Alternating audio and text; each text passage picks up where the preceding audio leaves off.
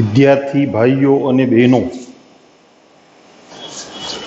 Test નજીક આવી રહી છે, બરાબર પ્રેક્ટિસ કરજો. આજે આપણે નવી વાર્તા કરવાની છે ને, કઈ? આંશિક અપૂર્ણાંકની રીત. એના માટે સૌથી પહેલા બે શબ્દો તમે મગજમાં રાખો, સમજાવું.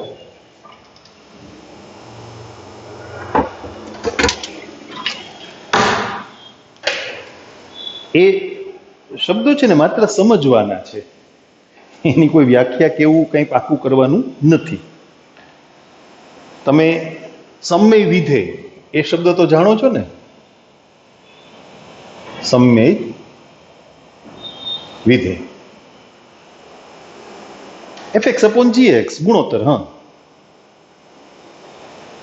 આપણે મોટા ભાગે દાખલો ગણવાનો થશે ને એ બહુપદી માટે હશે. તમને આ રીતમાં ડાયરેક્ટ બહુપદી આપેલી હોય, સમય બહુપદી એવું બને, અથવા ત્રિકોણમિતીય વિધેયનો ઉપયોગ થયો હોય, અથવા ઘાતાંકીય વિધેયનો ઉપયોગ થયો હોય, તો એને લોગનો પણ ઉપયોગ કરી શકાય. તમે આદેશની મદદથી બહુપદીમાં ફેરવી શકો, અને ફેરવવી પડશે. આપણી રીત છે એ આંશિક અપૂર્ણાંકની જે રીત છે એ સમય બહુપદી માટે છે, એટલે આપણે વધારે કોન્સન્ટ્રેશન રાખશું સમય બહુપદી માટે. તો એના માટે બે શબ્દો છે, એક ઉચિત સમય બહુપદી અને બીજું અનઉચિત સમય બહુપદી. તો એ શું છે એ સમજી લઈએ. માની લ્યો કે સમય વિધેય એ તમને વ્યાપક રીતે આમ આપ્યું છે, fx upon gx. બહુપદી છે, તમે f ના બદલે પોલિનોમિયલ ઓફ x છેદમાં qx આમે લખી શકો.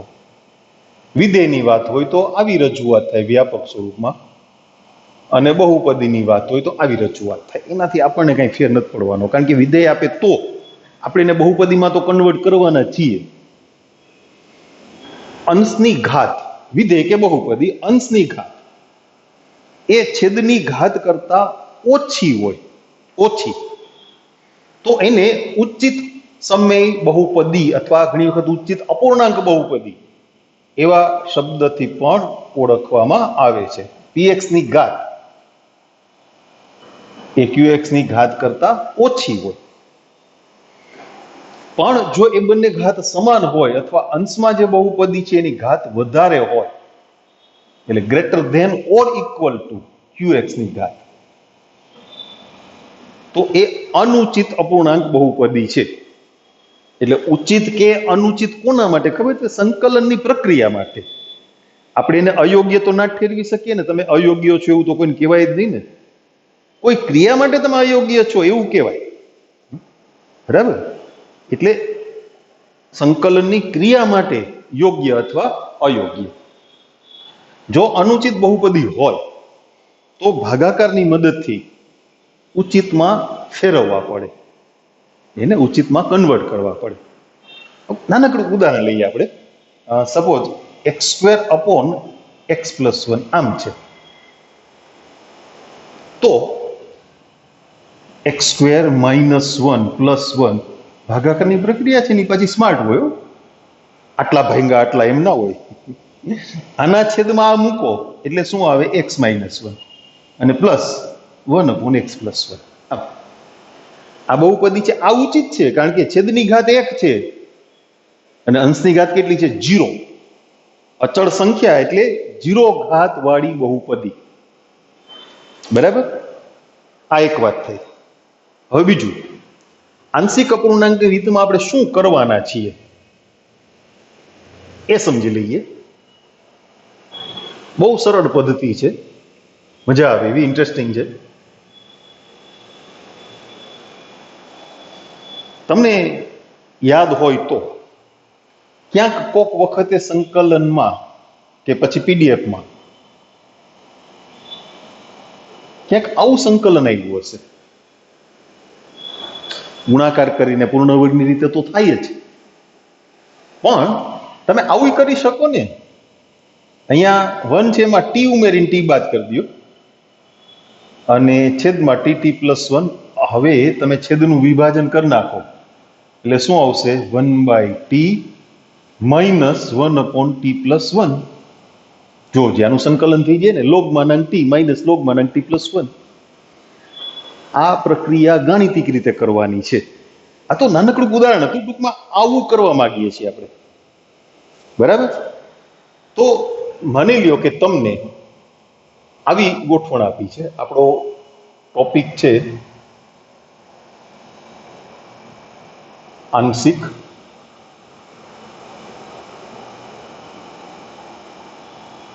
અપૂર્ણાંકની રીત.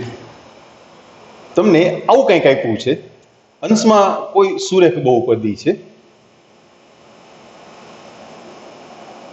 px + q અને છેદમાં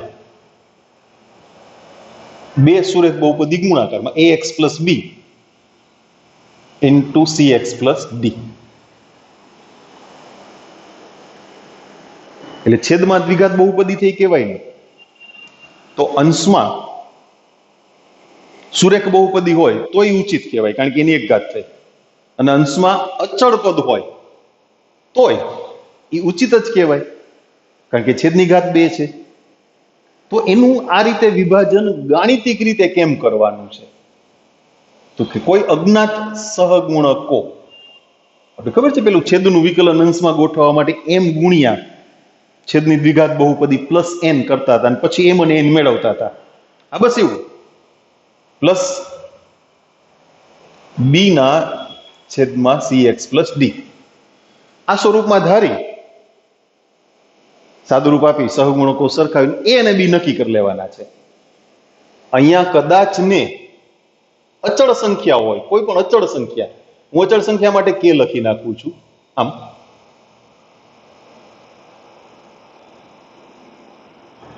તો પણ તમારે આ જ પદ્ધતિથી આગળ વધવાનું થશે, કારણ કે ઉચિત તો છે જ.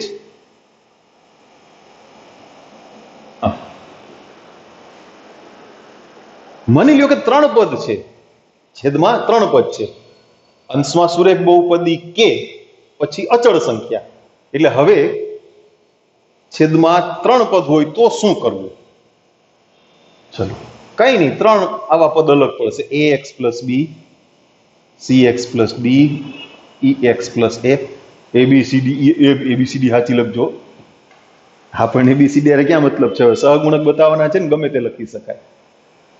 a ના છેદમાં ax + b પ્લસ b ના છેદમાં cx + d plus c capital C ના છેદમાં ex + f. પછી અહીંયા અચળ સંખ્યા હોય, અરે દ્વિઘાત બહુપદી હોય તોય ચાલે, કારણ કે છેદમાં તો દ્વિઘાત બહુપદી છે ને. આપણે આવો ક્રમ આપીએ, હાલો px² + qx + r આમ હોય, અથવા px + q ના છેદમાં ax + b, cx + d, ex + f, અથવા અચળ સંખ્યા k ના છેદમાં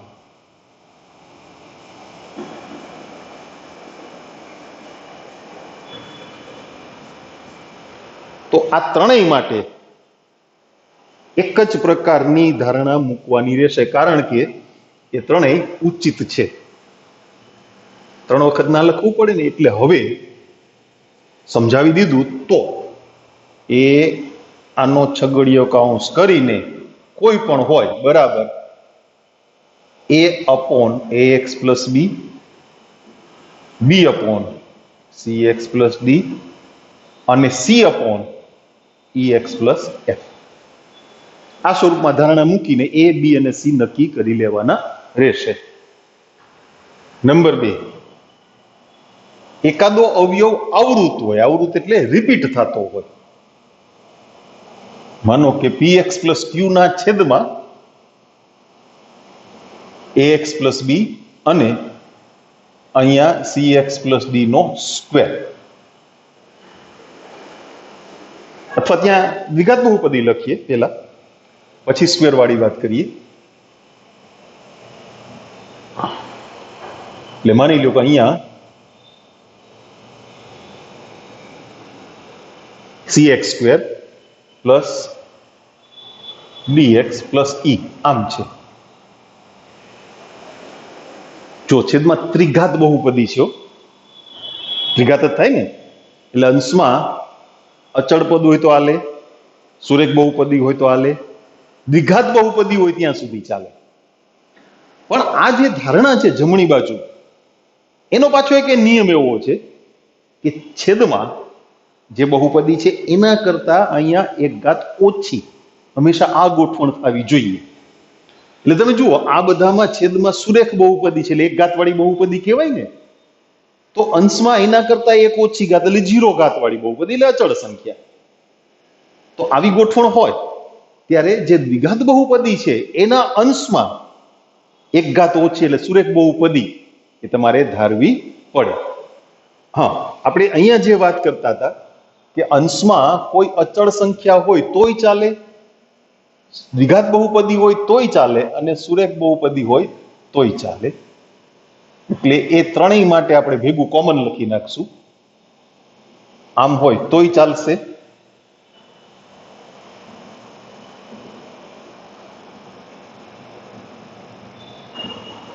અને કે અચળ સંખ્યા એના છેદમાં ax પ્લસ b ગુણ્યા cx square plus dx plus e આમ હોય. ત્રણમાંથી ગમે તે ગોઠવણ માટે તમારે આવી રીતે ધારવું પડશે. આ તો થઈ ગયું. બીજું પદ છે ને એમાં છેદમાં દ્વિઘાત બહુપદી છે, તો અંશમાં એક ઓછી ઘાત એટલે સુરેખ બહુપદી મૂકવી પડે. bx પ્લસ c છેદમાં cx square plus dx plus e. તમારા c છે ને દાખલામાં ભેગા નહીં થઈ જાય, કારણ કે છેદમાં c નહીં હોય ત્યાં ચોક્કસ સંખ્યા હશે. અંશમાં જ તમે અજ્ઞાત મૂક્યા છે, છેદમાં અજ્ઞાત નહીં હોય. અત્યારે વ્યાપક વાત ચાલે છે ને એટલે છેદમાં અજ્ઞાત સંખ્યાઓ છે. અચ્છા, ત્રીજી વાત, આવૃતવ્ય હોય એટલે માની લ્યો કે અંશમાં આપણે દ્વિઘાત બહુપદીથી જ શરૂ કરીએ. ચાલો ને, છેદમાં ax પ્લસ b ગુણ્યા cx પ્લસ d નો સ્ક્વેર. એટલે આમ તો દ્વિઘાત બહુપદી થઈ ને, પણ પૂર્ણ વર્ગ છે, ઓલું પૂર્ણ વર્ગ નથી, તો એની ગોઠવણ ઉભા રહ્યો. આ ત્રિઘાત બહુપદી છે, એટલે અંશમાં દ્વિઘાત બહુપદી હોય તોય, સુરેખ બહુપદી હોય તો પણ, અને અચળ સંખ્યા હોય તો પણ.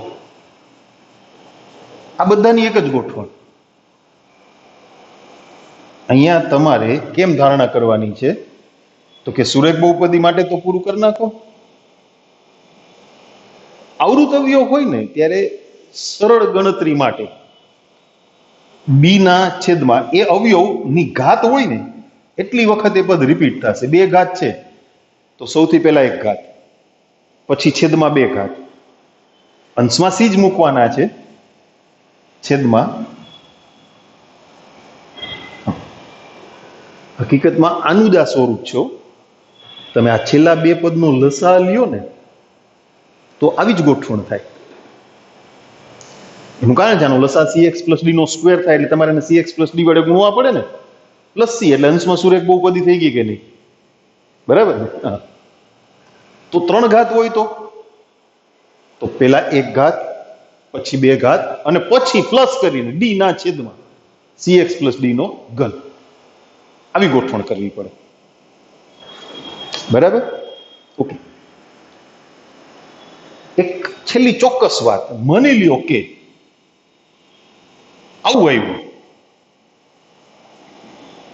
ax square plus b. આ એક ચોક્કસ ગોઠવણ માટે વાત કરીએ છીએ આમ. અથવા અંશમાં એક સ્ક્વેર વાળું પદ છે.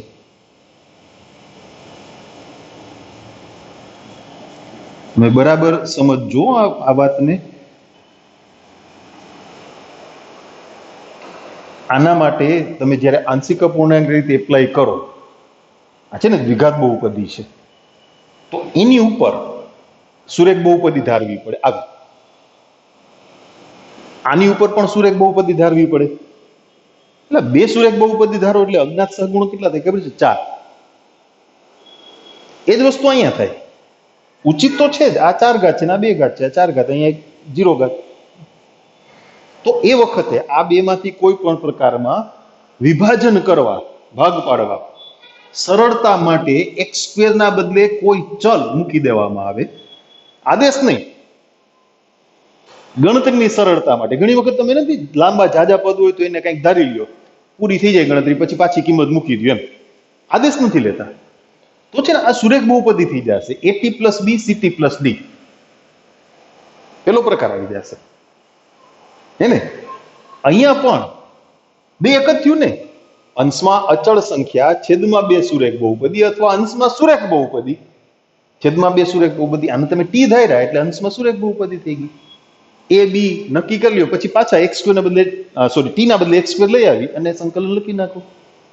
હા, જો અહીંયા હવે બીજી વાત, અહીંયા અંશમાં x હોય અથવા x³ વાળું પદ હોય, સહગુણક તો કંઈક મારે લખવો પડે. હા, દર વખતે 1 હોય એવું જરૂર નથી. તો આ પ્રકાર પૂરો થઈ ગયો. આવું હોય તો આદેશ લ્યો x² બરાબર t ધારતા, એટલે અહીંયા વિકલનથી x આવી જશે. આ x³ ને x² ગુણ્યા x કરી નાખો એટલે x² ની તમે કિંમત મૂકી દેશો અને x વિકલનમાં આવી જશે. આ બે ચોક્કસ પ્રકારની ગોઠવણ એની વાત થઈ. તમારી ટેક્સ્ટબુકમાં પેજ નંબર 261 પર એક કોષ્ટક બનાવી અને આવું કંઈક આપ્યું છે. જુઓ, આપણે જે વાત કરીએ છીએ ને એવી જ વાત આપણે થોડીક વિગતે વધારે વિસ્તારથી વાત કરી છે. બરાબર? ઓકે. એ અને બી અથવા એ બી સી કેમ નક્કી કરવા એ પણ પ્રેક્ટિકલી દાખલામાં આપણે શીખશું. એમાં બે રીત છે, બે રીત સમજવાની છે, ઓપ્શનમાં કાઢવાની નથી. એકે બેની જરૂર પડશે. શરૂઆતમાં તમને એક રીત સરળ લાગશે, એક રીત એમ થાય કે આ લાંબી છે, નથી કરવી. પણ અમુક દાખલામાં બંને રીતની જરૂર પડશે, એટલે બે આપણા માટે ઉપયોગી છે. ઓપ્શનમાં નહીં કાઢતા કોઈને. સમજીએ દાખલામાં. હવે આ બધું પ્રેક્ટિકલી સમજીએ.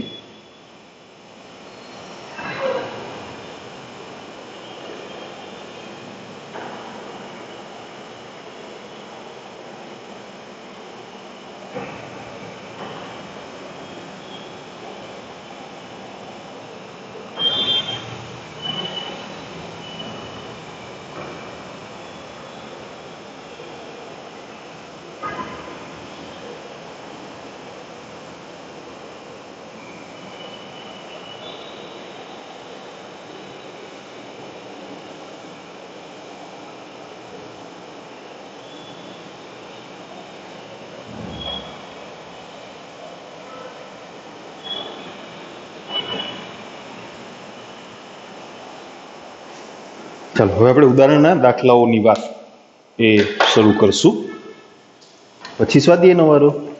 બરાબર? ક્યાંથી શરૂ થાય છે? ઉદાહરણ 11.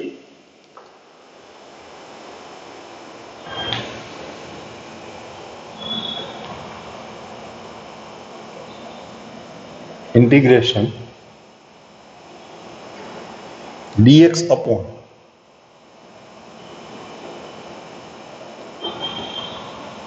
x plus 1 x plus 2.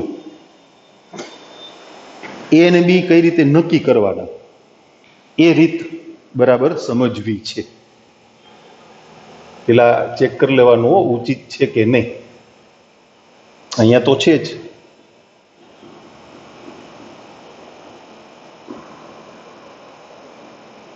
a upon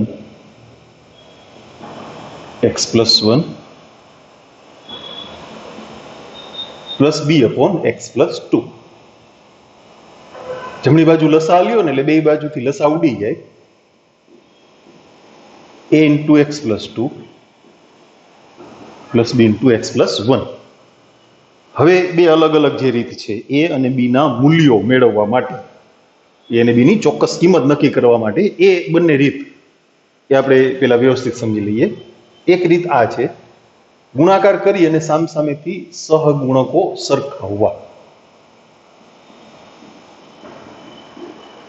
x વાળા પદ ભેગા કરી દેશું અને અચળ પદ ભેગા કરી દઈશું. સહગુણકો સરખાવતા.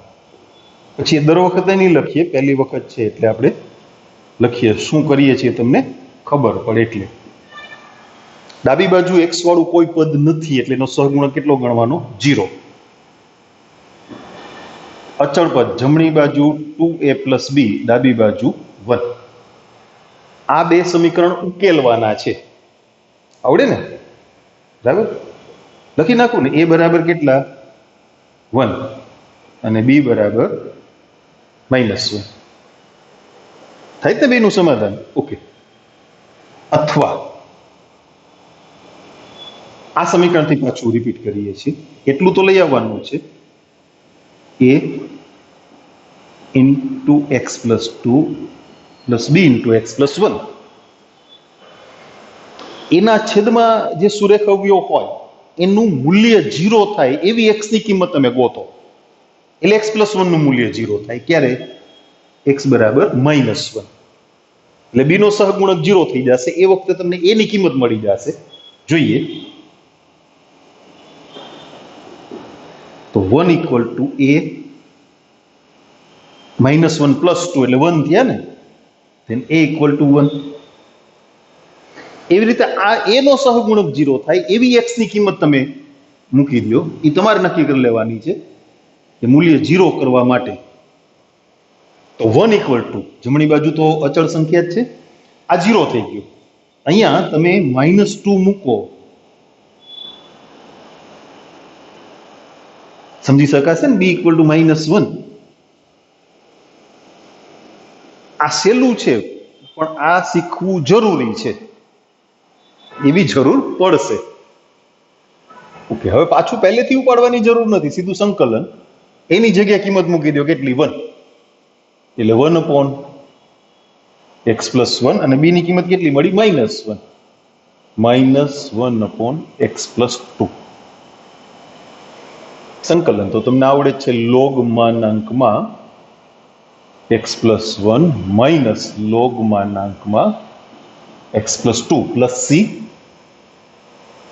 એટલે કે log માનાંકમાં લોગનો નિયમ લાગશે ને, x + 1/x + 2 + c. બે સુરેખ બહુપદી હોય છેદમાં, બે જ સુરેખ બહુપદી ગુણાકારમાં, 3 નહીં 2. અને એનો તફાવત જો અચળ થતો હોય તો આ કાંઈ જ કર્યા વગર આખો દાખલો તમે ઇન શોર્ટ આમ ગણી શકો. અહીંયા થાય છે, જુઓ, x + 2 અને x + 1 નો તફાવત. તમે કયા ક્રમમાં બાદબાકી કરો છો એના ઉપર આધાર છે. તફાવત 1 છે અને -1 છે. x + 2 માંથી x + 1 બાદ કરો તો 1, ઊંધું બાદ કરો તો -1. તો તમે ડાયરેક્ટ આમ ગણી શકો. આનો તફાવત કોની જગ્યાએ આપણે મૂક્યા? 1 ની જગ્યાએ. એ 1 જ છે ને, જુઓ ને. એ બાદબાકી કેટલી છે? 1. અને પછી એ બંને પદને આનાથી ભાગી નાખો એટલે 1/x + 1 -1/x + 2 dx. એટલે log માનાંક x + 1 - log માનાંક x + 2 + c log માનાંકમાં. હા, એક બીજી વાત, માની લ્યો કે અહીંયા x + 3 છે તો તફાવત 2 થાય ને. અહીંયા x + 3 - x + 1 મૂકો એટલે સાદું કેટલું થયું? 2. આગળ 1/2 મૂકી દો. તફાવત અચળ હોવો જોઈએ. અને બે સુરેખ બહુપદી હોય તો, જો 3 હોય તો નહીં, 2 માં જ આ ગોઠવણ થાય. અને એ ક્યારે? એનો તફાવત અચળ હોય તો. તફાવત 1 હોય તો કંઈ કરવાનું નથી. 1 સિવાય કોઈ સંખ્યા હોય તો ગુણીને ભાગી નાખ્યા, થઈ ગયું. બરાબર? ઓકે. એના પછીનો દાખલો છે ઉદાહરણ નંબર 12.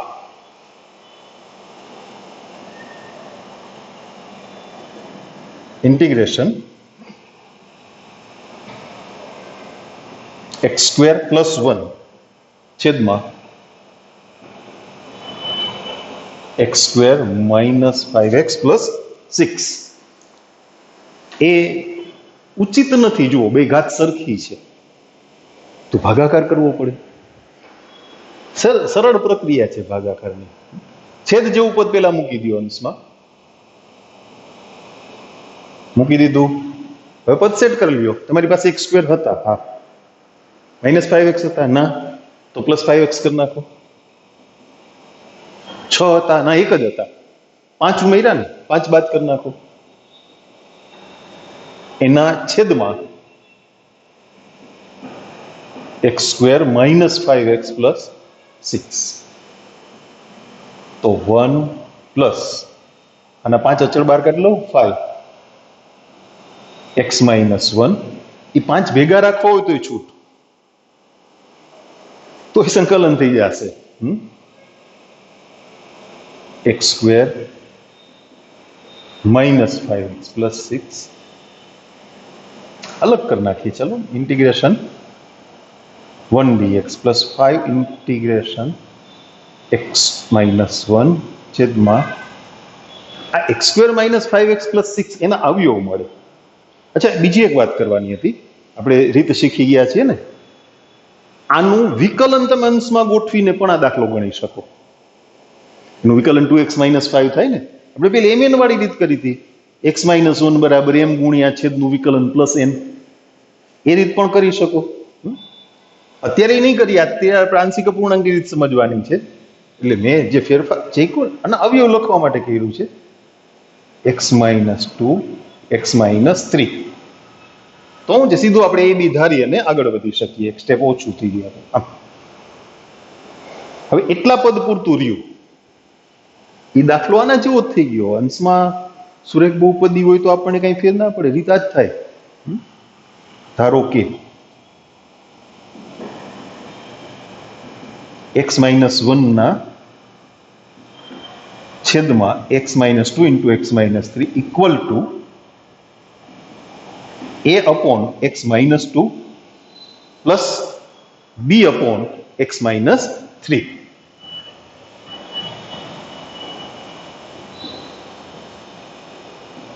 અત્યારે છે ને આપણે બે રીત, જે a b ના મૂલ્યો નક્કી કરવા માટે બે રીત સમજ્યા છીએ ને, આ કરશું. પણ આને ધ્યાનમાં રાખવાની છે, ભૂલી નથી જવાની. અત્યારે શોર્ટ કરશું 100%. તો x minus 1 equal to a into x minus 3 plus b into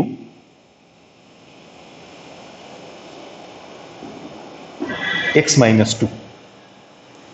x બરાબર કેટલા લેવાના? પેલા 2. b નો સહગુણક 0 કરી દેવાનો.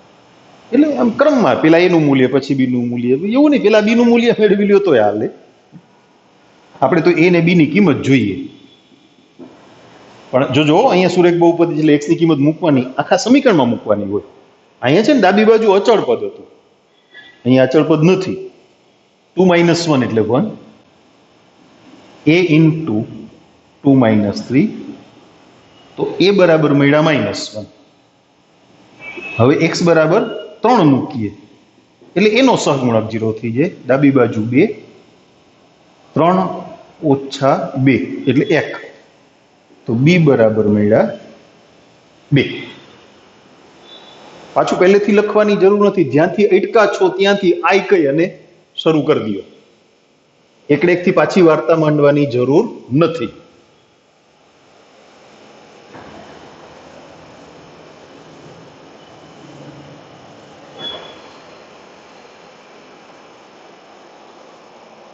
તેથી i બરાબર ઇન્ટિગ્રેશન 1 dx પ્લસ 5. એ આખું પદ એ જુદું પડી ગયું ને. આ રહ્યું અહીંયા a ને b મૂકી દો. એની જગ્યાએ શું? Minus 1 upon x minus 2, sorry, plus b ની કિંમત કેટલી મળી? 2, અને એના છેદમાં છે x માઇનસ 3. લ્યો, લખી નાખીએ બધાના સંકલન. x પ્લસ 5 માઇનસ લોગ માનાંક x માઇનસ 2 પ્લસ 2 લોગમાનાંક x માઇનસ 3 પ્લસ સી. એ લોગવાળા પદ ભેગા કરવા હોય તો કરી શકાય. હો, એ તો આવડે ને તમને. બગડન ક્યાં નાખવા જવાય? ઘાતમાં. લોગમાનાંકમાં x માઇનસ 3 નો સ્ક્વેર છેદમાં x માઇનસ 2 પ્લસ સી. બેને ઘાતમાં ચડાવી દેવાના. આ લોકોએ નથી કર્યું એવું, 5 થી ગુણીને લખ્યા છે. ઓકે, એ તમે સમજી શકો. એમાં એને રિપીટ કરવાની કઈ જરૂર નથી. ઓકે, એના પછીનું ઉદાહરણ જોઈ લઈએ આપણે. 13મું.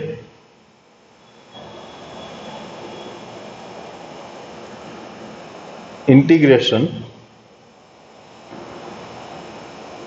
3x માઇનસ 2 dx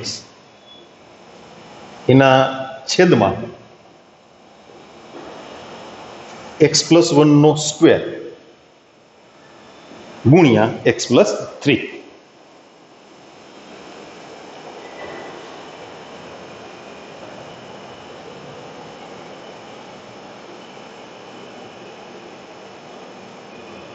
જો એક અવયવ આવૃત છે, ઘાતવાળું એટલે આવૃત, આવૃત એટલે રિપીટેડ, એમ એક કરતા વધુ વખત એક અવયવ આવતો હોય એને ગુજરાતીમાં આવૃત કહેવાય, ઇંગ્લિશમાં એને રિપીટેડ કહેવાય. આવૃત્તિ શબ્દ તમે ભણી ગયા છો ને, આવૃત વિધેય, આવૃત્તિ, એ બધા શબ્દો ફિઝિક્સમાં મેથ્સમાં બેયમાં ભણી ગયા છો, એટલે તમે એનાથી પરિચિત જ છો. કેમ ધારવાનું એ તમને શીખવાડ્યું છે ને. ધારો કે 3x માઇનસ 2 ના છેદમાં x પ્લસ 1 નો સ્ક્વેર, બે ઘાત હોય ને તો એ પદ બે વખત આવશે, એના છેદમાં x પ્લસ 1 પ્લસ b ના છેદમાં x પ્લસ 1 નો સ્ક્વેર. ત્રણ ઘાત હોય તો પ્લસ c ના છેદમાં x પ્લસ 1 નો ઘન, એમ plus c upon x plus 3. લસા લઈ અને બે બાજુથી લસા ઉડાડી દઈએ, આટલો જ લસા લેવાનો, બીજી કઈ ખટખટ નહીં કરવાની. શું ઘટે છે? નકર લસા ઉડે નહીં પાછો. x પ્લસ 1 ની એક ઘાત x પ્લસ 3 પ્લસ b ના ગુણાકારમાં શું આવશે? x પ્લસ 3 અને પ્લસ c ના ગુણાકારમાં આવશે x પ્લસ 1 નો સ્ક્વેર. હવે થોડીક વાત કરવી છે મારે તમારી સાથે. ભણવાની ચિંતા ના કરતા, બીજી કઈ વાર્તા નથી કરવાનો. તમારી ટેક્સ્ટ બુક ખોલો, પેજ નંબર 263 ઉપર આવો. આપણું આ જે સ્ટેપ છે ને એ સ્ટેપ ત્યાં છે, જુઓ. તેથી 3x minus 2 equal to a into x plus 1 x plus 3 plus b into x plus 3 plus c into x plus 1 નો square.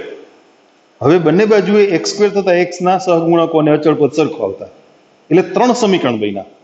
a plus c equal to 0, 4a plus b plus 2c equal to 3 અને 3a plus 3b plus c equal to -2.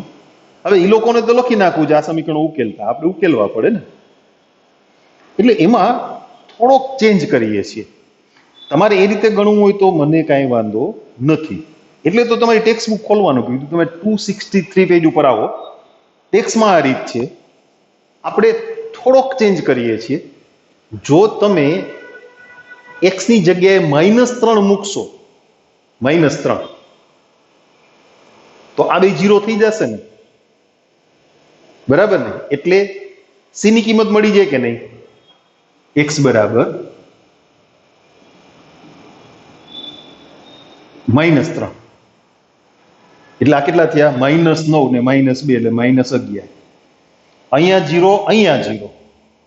c -3 plus 1 નો square, એટલે c ની કિંમત -11/4 થઈ કે નહીં? જો તમારી ટેક્સ્ટ બુકમાં c ની કિંમત -11/4 આવે છે. યસ. હવે કોઈ શક્યતા ખરી? હા. x બરાબર -1 મૂકો, a અને c ના સહગુણક 0 થઈ જશે, b મળશે. x બરાબર -1 મૂકતા અહીંયા -1 મૂકે એટલે -3 અને -2 એટલે -5. અહીંયા 0, છેલ્લું પદ 0, b ઇન્ટુ -1 + 3 એટલે b બરાબર કેટલા થયા -5/2. જો ટેક્સ્ટમાં b બરાબર -5/2 છે. હવે કોણ ઘટ્યું a, પણ b અને c માં કોઈ કોમન ફેક્ટર નથી એટલે 0 થઈ શકે. હવે ગુણાકાર કરશું. ઓલા 3 ચલના 3 સમીકરણ ઉકેલવાના હતા ને, ખાલી એક જ અજ્ઞાત ઘટે છે. વાત સમજાણી તમને? આપણે રીત થોડીક ડાયવર્ટ કરી એનું કારણ આ હતું. પેલું શું થાય, 3 સમીકરણ તૈયાર થાય, પછી લોપની રીતે 3 સમીકરણ 3 ચલ, એટલે એ તો ટેક્સ્ટ બુકમાં લખી નાખે કે આ સમીકરણ ઉકેલતા આમ મળ્યું. તમે ક્યાંથી લખો, તમારે ઉકેલવા પડે ને. 2 ચલના 2 સુરેખ સમીકરણ ઉકેલવાની પણ આપણે વાત અવોઇડ કરીએ છીએ. તો આ તો 3 ચલના 3 સુરેખ સમીકરણોની વાત થઈ. એટલે થોડુંક હળવું બનાવવાનો પ્રયત્ન કરીએ છીએ. હવે જે ઘટે છે એના માટે ગુણાકાર કરવો પડશે. ઓલી પેલી રીત ના કરીએ આપણે સહગુણ, બધાય નહીં સરખાવવા પડે. હવે ખાલી એ ઘટે છે જોઈ લેજો, પેલા ગુણાકાર કરી નાખીએ. તમારી ટેક્સ્ટ બુકની રીત પ્રમાણે ગુણાકાર તો કરવાનો હતો જ, પણ સમીકરણના ઉકેલની જગ્યાએ તમારી વાત ટૂંકી થઈ ગઈ. ઓકે, અહીં ગુણી નાખું પેલા બે કાઉન્સને. It will be x² + 4x + 3. આ ગુણાકાર નથી કરતા હમણાં. શું છે અહીંયા x + 3 c. આ વર્ગનું વિસ્તરણ કરી નાખીએ છીએ. એ છે x² + 2x + 1. ઓકે, હવે x² વાળા પદ ભેગા કરી લ્યો, a + c × x². x વાળા પદ ભેગા કરી લ્યો, 4a + b + 2c. અને અચળ પદ ભેગા કરી લ્યો, 3a + 3b + c. ગોઠવાઈ ગયું સીધું. કયું મૂલ્ય ઘટે છે? a નું. માત્ર x² નો સહગુણક સરખાવો તોય a મળે, c ની કિંમત મૂકી દેવાની. x નો સહગુણક સરખાવો, માત્ર x નો સહગુણક, તોય a મળે, b અને c ની કિંમત મૂકી દેવાની. માત્ર અચળ પદ સરખાવો તોય a મળે, b અને c ની કિંમત મૂકી દેવાની. હા, આપણે x² નો સહગુણક જ ના સરખાવીએ, કારણ કે અહીંયા તો છે નહીં એટલે 0. then a = -c. તો a બરાબર કેટલા થયા? 11/4. તમારી ટેક્સ્ટ બુક શું કહે છે? યસ. આ હેલું થયું કે નહીં? હા, તો પછી ઓકે, ચાલો હવે કિંમત મૂકીએ. then I = ઇન્ટિગ્રેશન a ની કિંમત કેટલી? 11/4 છેદમાં x + 1 પ્લસ b ની કિંમત. ભાઈ, અચળની કિંમત ધન કે ઋણ હોય ને એ નિશાની એની સાથે જ રહેવા દેજો હમણાં, કારણ વગરના ગોટાળા થાય. પછી અચળ તરીકે બહાર કાઢો એટલે માઇનસ નિશાની આપોઆપ બહાર આવી જશે. હમણાં તો આ પ્રમાણે જ ચાલો, ઉપર કિંમત જ મૂકતા જાઓ. છેદમાં x + 1 નો સ્ક્વેર અને પ્લસ c ની કિંમત કેટલી મળી? -11/4 x + 3. 11/4 સંકલન લખો ને સીધા આવે તો.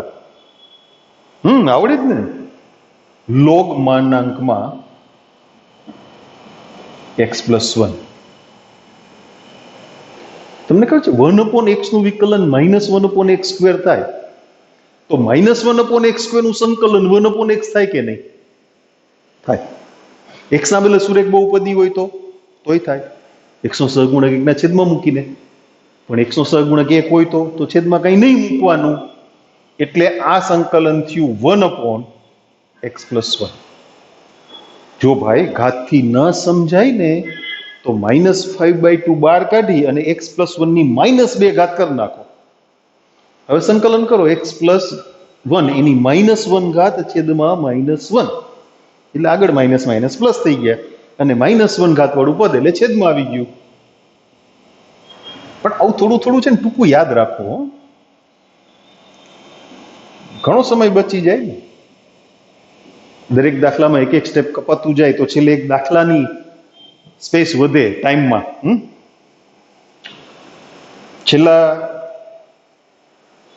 પેલા અને ત્રીજા પદને આ લોકો ભેગું કર્યું છે. ઓકે, અમે કરી દઈએ, એમાં શું? 11/4 સહગુણક કોમન, આનું નક્કી નથી. જો આગળના દાખલામાં આપણે ભેગા કર્યા તો તેને જુદા રાખ્યા હતા. અહીંયા આપણે હજી જવાબ લખીને જોયું તો કે એને ભેગા કર્યા છે. કઈ વાંધો નહીં, આપણે તો એના પ્રમાણે ચાલવાનું.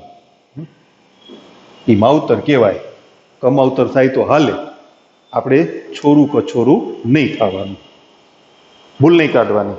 એ કે આમ ઓકે એમ એમ નહીં, ઓકે એમ નહીં.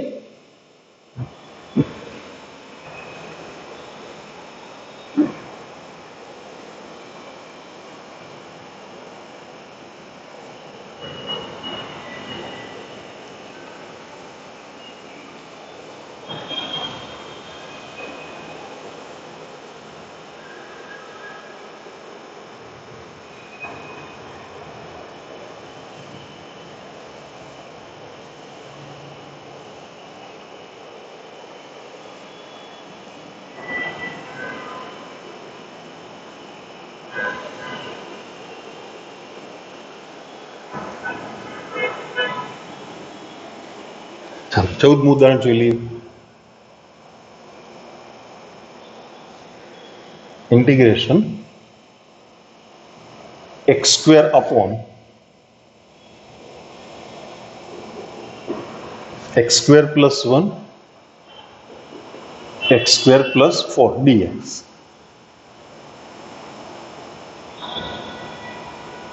તમને ખ્યાલ હોય તો આપણે આવી વાત કરી હતી. માત્ર ભાગપાડની સરળતા માટે એક અંશમાં 1 હોય એટલે કોઈ પણ અચળ સંખ્યા હોય અથવા x² હોય અને છેદમાં આ રીતે x² વાળી બે બહુપદી હોય તો ભાગ પાડવાની ગોઠવણ સહેલી બનાવવા માટે x² ને બદલે t મૂકતા, એટલે x² upon આદેશ નથી લીધો, આ બહુપદી થઈ જશે t upon t plus 1 t plus 4. Shortcut ના થાય હો, અંશમાં અચળ પદ હોય તો જ થાય. અંશમાં t છે. હવે એને ધારી લ્યો, ધારો કે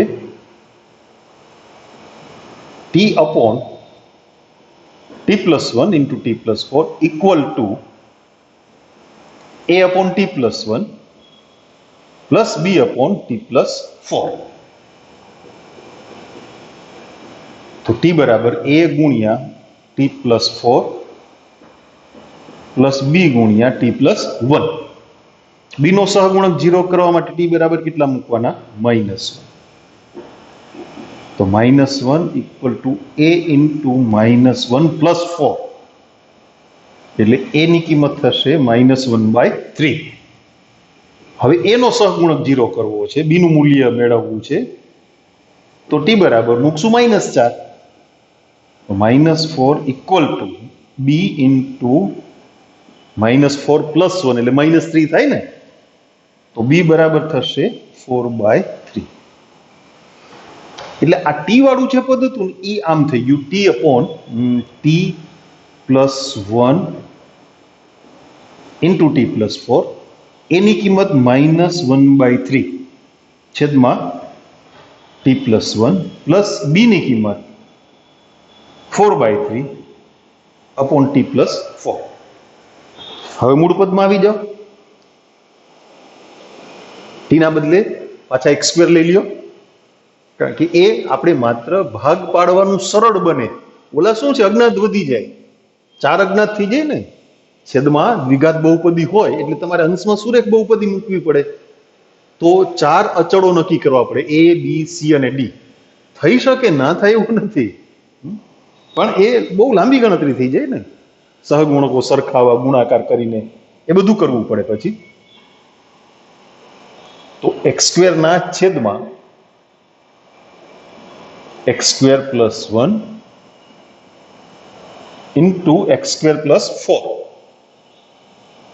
equal to -1/3 upon x² plus 1 plus 4/3 upon x² plus 4. તેથી I બરાબર -1/3 upon x² + 1 plus 4/3 upon x² + 4 બંને સંકલન તમારા જાણીતા છે. હવે તો જાણીતા હોવા જોઈએ ને, આપણે અંતમાં પૂગ્યા હે ને. હા, પેલા જૂના કોર્સમાં અહીંયા અનિયત સંકલન તો ક્યારનું પૂરું થઈ ગયું પેલો ભાગ. આ તો બીજા ભાગમાં આવતું, ગુણાકારનો નિયમ સીધો શરૂ થતો. એટલે ઘણું બધું આગળ વધી ગયા છીએ આપણે. 1/a એટલે 1/2 tan inverse x/2 plus c એટલે -1/3 tan inverse x પ્લસ 2/3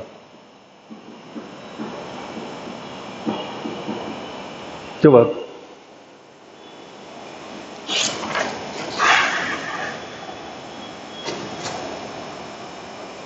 જો તમે ક્યારેક ટેક્સ્ટ બુક જોજો 260 પેજ ઉપર બંને બાજુ y ના સહગુણક અને અચળ પદ સરખા થાય a + b = 1 ફોર ગુણાકાર નથી કર્યો એમને સીધું 4a + b = 0 નો ઉકેલ થાય બરાબર -1/3 b બરાબર 4/3 ડન ડન. તો પછી આપણે વિગતે વાત કરીએ છીએ, હું એમ થોડું હોય.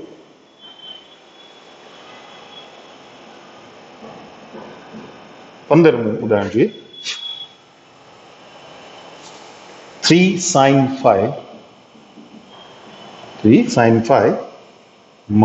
2 into cos 5 એના છેદમાં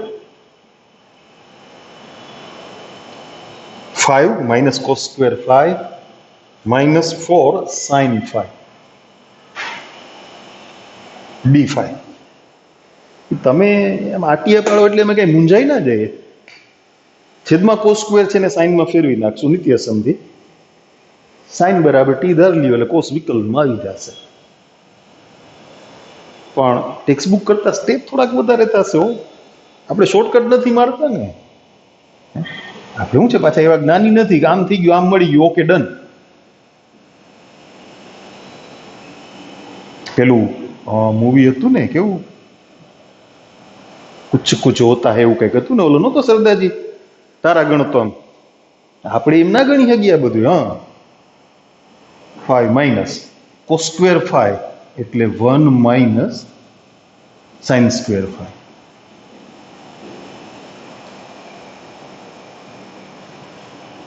ગોઠવી દેશું ને. યસ, 3 sin 5 - 2 into cos 5 એના છેદમાં જો sin² 5 છે ને એ ધન થઈ જશે બરાબર, -4 sin 5 5માંથી 1 બાદ થઈ જાય એટલે 4.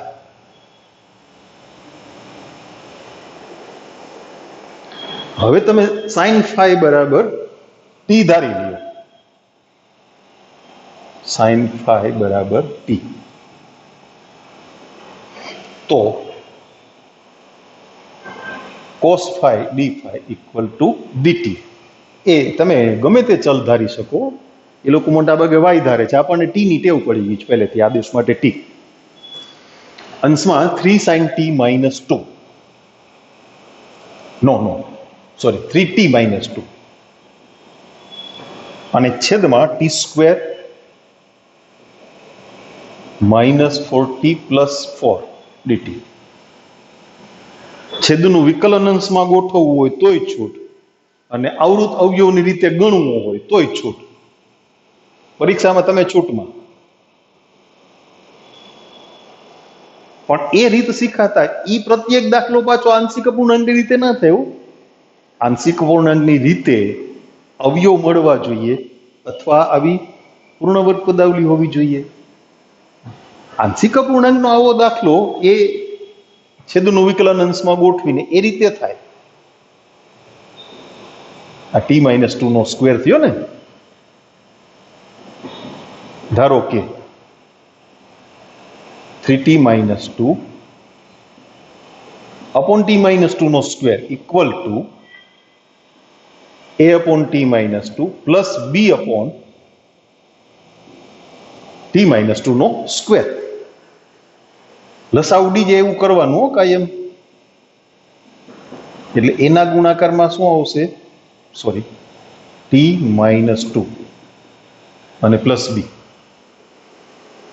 સહગુણકો સરખાવી લેવા હોય તોય વાંધો નહીં, ટી બરાબર 2 મૂકી દો તો બી ની કિંમત મળી જાય. પછી એ ગોતવા હોય તોય વાંધો નહીં.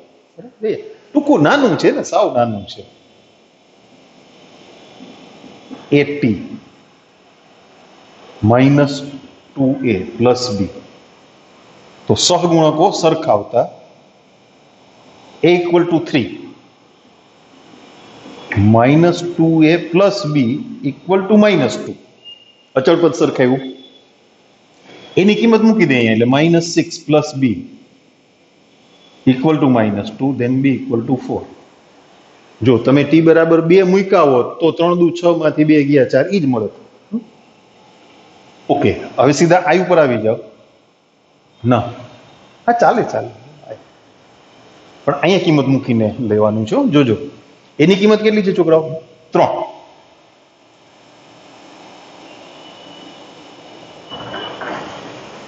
ગંદુ કરી નાખ્યું કા? નહીં ચાલે, એવું નહીં ચાલે. અમારા છોકરાઓને બધું ક્લિયર જોઈએ, સ્પષ્ટ. ઓકે, 3/t-2 પ્લસ બી ની કિંમત કેટલી મળી? 4/t-2 નો સ્ક્વેર dt. સંકલન લખીએ ચાલો.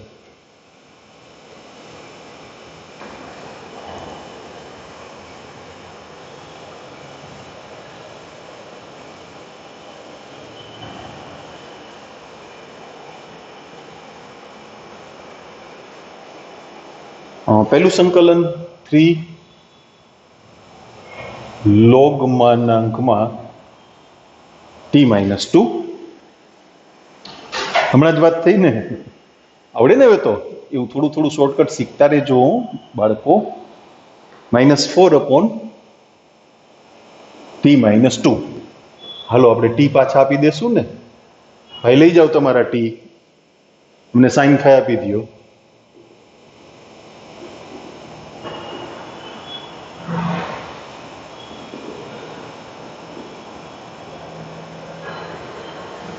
થઈ ગયું ને? યસ. 3 log માનાંક 2 - sin phi. એ તો હાલે હવે. 2 - sin phi હંમેશા ધન છે. હા, એવું કાંઈ કરવાની જરૂર નથી ભાઈ. ગણી દો હાલો, બસ. તમને પાછું એવું લાગે કે ઓ હોય આમ કાં કરી દીધું. માનાંકમાં તો તમે ગમે એમ પદ લખો, હાલે ને. અરે દોડે, આમાંથી માઇનસ કોમન કાઢીને લખ્યા છે છેદમાંથી. પણ મેં તમને અગાઉ કીધું હતું, માન લોગ આવે ને માન મૂકી જ દેવાનું, કારણ કે ધન ઋણ ની ખટખટમાં કોણ પડે? હે?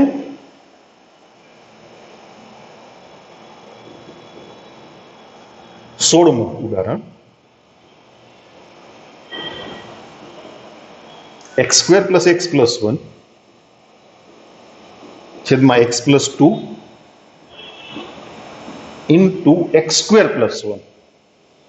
એક સુરેખ અને એક દ્વિઘાત બહુપદી. સરસ, પણ ઉચિત છે કારણ કે છેદમાં ત્રિઘાત બહુપદી થાય, અંશની ઘાત 1 ઓછી છે, એટલે આપણે ભાંગાકાર કરવાનો થતો નથી. ઓકે, ચાલો. એના છેદમાં x + 2. આ તો દ્વિઘાત બહુપદી છે ને, તો અંશમાં સુરેખ બહુપદી મૂકવું પડે. એક ઘાત ઓછી છેદ કરતા અંશમાં એક ઓછી ઘાતવાળી બહુપદી મૂકવાની હોય, નિયમ એવો છે.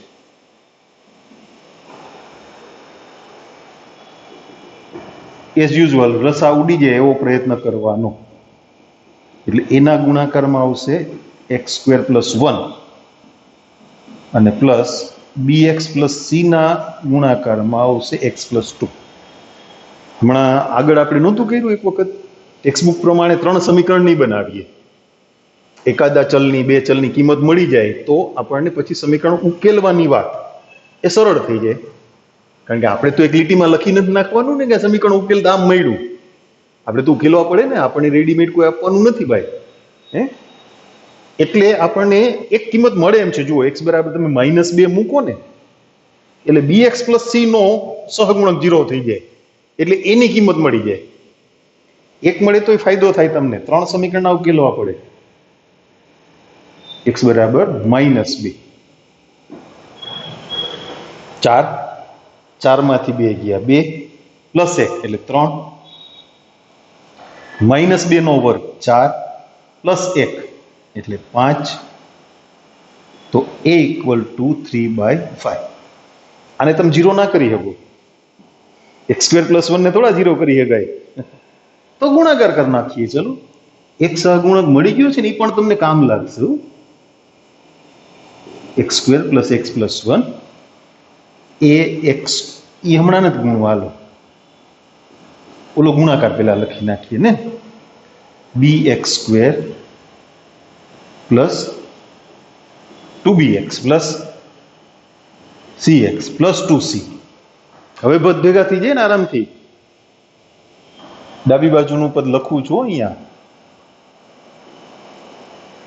x² વાળા બે પદ ભેગા કરી લઈએ એટલે a + b × x². પછી x વાળા બે પદ અહીંયા જ છે, +2bx ને +cx +2b + c × x plus અચળ પદ a + 2c. હવે સહગુણકો સરખાવો એટલે a + b 1, 2b + c એ પણ 1 અને a + 2c એ પણ 1. એ તો મળી ગયો છે ને. વચલા સમીકરણની કાંઈ જરૂર નથી આપણને. પેલા સમીકરણમાં a મૂકો એટલે b મળે, ને છેલ્લા સમીકરણમાં a મૂકો એટલે c મળે. તો એને તો સામે ધકેલવાનો હતો. એ તો મળી ગયો છે ને મૂલ્ય. b ગોતવાનું છે. ઓકે, તો b = 1 - a એટલે 1 - 3/5 એટલે 2/5. 2c એ પણ 1 - a. હાલો એટલી શોર્ટકટ કરી નાખીએ. 1 - a નું મૂલ્ય આપણને મળી ગયું ને. કેટલું? 2/5. then c = 1/5. તો i બરાબર, જો આપણે બધા સહગુણકો સમીકરણ પરથી નથી મેળવા છતાંય જવાબ ટેલી કરીએ. a = 3/5, b = 2/5, c = 1/5. ઓકે. હા, હવે ને મૂકી દેશું ને સંકલનમાં. મૂકી દે. હાલો, એની જગ્યાએ શું? 3/5 એના છેદમાં x + 2 plus bx + c, b નું મૂલ્ય 2/5 પ્લસ c નું મૂલ્ય 1/5 અને એના છેદમાં છે x લખતા ભૂલી ગયા. ઓકે, જો પેલા પદમાં તો કાંઈ વિચારવાનું નથી, જુદા પાડી અને ગોઠવણ કરતા જઈએ. હાલો, ઈ ડન છે. 2/5 x ના છેદમાં x² + 1 મૂકીએ. x² + 1 નું વિકલન 2x થાય એટલે 1/5 બહાર લઈ લ્યો. છેદના વિધેયનું વિકલન અંશમાં ગોઠવાઈ ગયું. છેલ્લે 1/5 ના છેદમાં પદ એટલે એ ઓલું tan ઇન્વર્સ વાળું થઈ ગયું ને. હવે તો ખબર જ હોય ને આટલી. હવે કેટલા દાખલા ગણી નાખ્યા? 7.2 PDF માં ગણી નાખ્યું હોય ને બધું આવડતું હોય. પેલું સંકલન log x + 2 plus 1/5 log x² + 1 અને plus 1/5 tan inverse x plus c. કઈ ગણમથલ નથી કરી ને લોકોએ? ના, x² + 1 ને માનમાં નથી મૂક્યા. આપણે એ કાંઈ કરવાનું જ નહીં, કારણ કે એના માટેનો ટાઈમ આપણી પાસે નથી. માન લખવું હશે તો ખોટું નહીં પડે, માર્ક નહીં કપાય. પણ માન નહીં લખવું હોય અને એ સંખ્યા ધન છે એવી ખાતરી નહીં હોય, કાઉન્સ કર્યો હશે તો માર્ક કપાશે. એટલે આપણે માન લખવાની જ ટેવ રાખવી. ઓકે. આંશિક અપૂર્ણાંકની રીતના ઉદાહરણ અહીંયા પૂરા થયા. આપણે નેક્સ્ટ ટાઈમ સ્વાધ્યાયના દાખલાઓની વાત કરશું. આનો બરાબર અભ્યાસ કરજો.